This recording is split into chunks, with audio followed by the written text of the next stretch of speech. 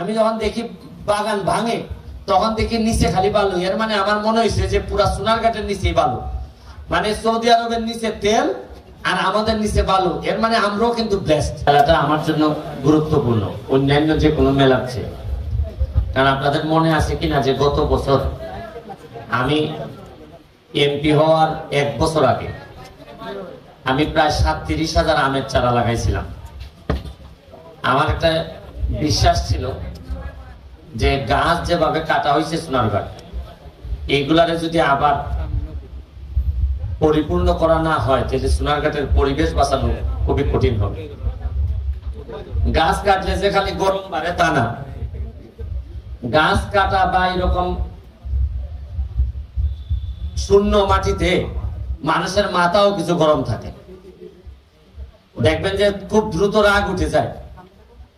মরুভূমিতে যারা সৌদি আরবের শেখ বা ওই যে কাতার টাতার, এরা কিন্তু দেখবেন মানুষ অনেক ক্ষেত্রে শোনা যায় যে এরা আমাদের লোক নিয়ে খুব নির্যাতন করে।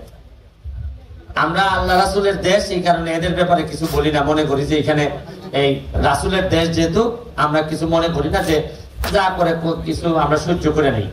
তা আমার কাছে মনে হয়েছে যে কি কারণে এদের এত রাগ, মানুষ মারে। ওই গাছ যে নাই, গাছে ছায়াটা দিলে তো কিছু মনের মধ্যে কিছু করোনা বা মানুষের আবেগ ভালোবাসা জন্মাইতো। আমার কাছে মনে হয় যে এদের গাছ না থাকার কারণে কিছু এরা মনের মধ্যে প্রেম কম। তা আমি তো এমপি হওয়ার বহু আগে আমি চাইছি যে সোনারঘাট মাধবপুরের মানুষের মনের মধ্যে প্রেম আসুক। আমি এই প্রেমকে আগায় নেওয়ার জন্য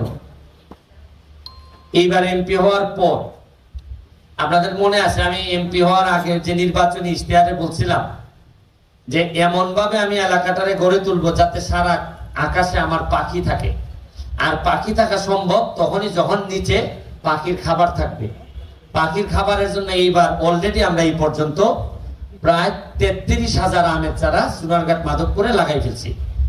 আগামী 3 তারিখে আবার 28,000 আমের চারা আইতেছে, মানে 33,000 আর 28,000 সব মিলে প্রায় 50,000 যদি হয়, 50,000 হইলে প্রতিটা চারার দাম পড়তেছে মিনিমাম 52 টাকা করে। আমার প্রায় 25-26 লাখ টাকা লাগতেছে। এর মধ্যে 1 টাকাও সরকার থেকে বরাদ্দ নেই।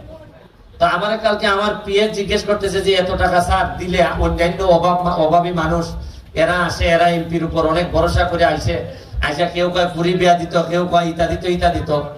তা আমি আমার পিএস এর জবাব দিছি যে অভাব হয়তো আজকের একদিনের অভাব কালকে হয়তো থাকবে না, কিন্তু এই প্রকৃতিরে বাঁচাইতে না পারলে পরবর্তীতে একেবারে আরো বড় বড় ব্যারিস্টার এই এলাকার এমপি বানাইলেও লাভ হবে না, অনেক দেরি হয়ে যাবে। এখন আগে অক্সিজেন বাড়াও, তারপর না হয় আমরা অভাব কমাই মনে। এখন না খাইয়া থাকি সবাই, আগে গাছ গাছালিতে পরিপূর্ণ করো। আজকে যে এই মেলাটা আরো 5,000 আমের কিসের চারা আছে আমাদের বন বিভাগ থেকে দিবে। এগুলা নানা ধর্মের নানা বর্ণের গাছ, এগুলো আমরা বন্টন করব। আগামী 3 তারিখ স্কুল খুলতেছে, স্কুলে আমরা বাচ্চাদেরকে আমরা এই কিসের পক্ষ থেকে, আমাদের পক্ষ থেকে আমরা গাছ পাঠাই দিতেছি, আপনারা এগুলা যত্ন করে লাগাবেন। আমি কৃষি অফিসার, আমাদের এসিলেন্ট মহোদয়, আমাদের ভাইস চেয়ারম্যান, নতুন 2 ভাইস চেয়ারম্যান, আমাদের চেয়ারম্যান বৃন্দ এখানে যারা আছেন সবাইকে আমি শুভেচ্ছা জানাচ্ছি যে কাজ করার মানসিকতা নিয়ে সামনের দিকে আগাই যেতে হবে। কারণ আমরা পুরা এইবারের প্রশাসন পুরাটাই মোটামুটি নিজের পায়ে দাঁড়াইতেই জায়গা পর্যন্ত আসতে হয়েছে। আশা করি কেউ ডাকুক না ডাকুক, কেউ করুক না করুক, আমরা আমাদের নিজেদের যোগ্যতা নিয়েই আমরা আগাই যাব। এখানে আরো যারা আছেন আমি সবাইকে আমার ব্যক্তিগত পক্ষ থেকে ধন্যবাদ জানাচ্ছি। আর আজকে একটা খেলার দাওয়াত দিচ্ছি আমাদের কসবার সাথে। আপনারা ব্রাহ্মণবাড়িয়ার কসবা, মানে আমাদের মাননীয় আইনমন্ত্রীর এলাকা, কসবার থেকে একটা ফুটবল টিম আসবে আমাদের সোনারঘাটে টিসি স্কুল মাঠে। কসবা বনাম সোনারঘাট আমাদের একটা ফুটবল ম্যাচ হবে, এখানে আপনারা আসবেন। শুধু কষ্ট করলেই হবে না, কিছু আনন্দ তো নেওয়া লাগবে নাকি? আমরা সোনারঘাটের মানুষ কোনোভাবে আর মানসিক অসুস্থ হইতে আমি দিব না। আর বিশেষ করে আমি কথা দিছি যে চা বাগানের যারা আমার শ্রমিক ভাই বোন আছে, দেখবেন আপনি 2-3 বছরের মধ্যে আমি তো কথা দিছি যে আমার চামড়া যেহেতু একটু ফর্সা, তোমাদের চামড়াও আমি সুনু পাউডার দিয়ে ফর্সা বানাই, এরপর আমি এই জায়গা থেকে বিদায় নিব। এবং মানে আমাদের বিশ্বাস করেন যে এত সম্পদ চা বাগান, এই চা বাগানের পুরা নিচেই বালু আর বালু।